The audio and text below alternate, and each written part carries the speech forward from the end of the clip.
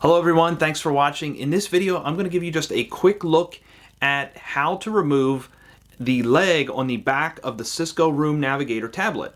And I think the easiest way to explain how to remove it is to see it already removed. So first, let's take a look at that. If you look at the back here, you can see obviously the cable comes through the hole in the back.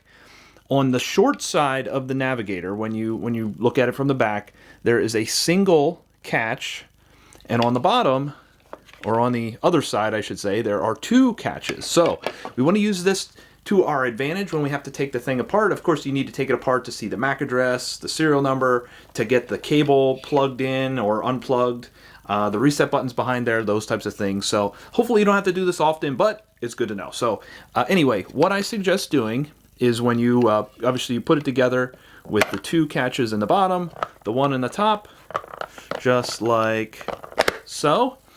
When you take it apart, you want to, again, use this to our advantage. Hold it by the short side with the short side up. Put your thumb on the top here. You do have to use some force, not excessive, but firm pressure. Simply push down and rock back just like that.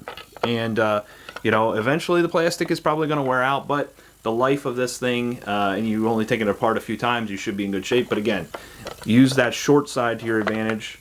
Press down to get the little catch to release, and away you go from there. So hopefully that's helpful. I know a lot of people have this question. If you're new here, hit that subscribe button, give me a thumbs up, comment below if you have questions or other tips or tricks. Always love to hear from you guys.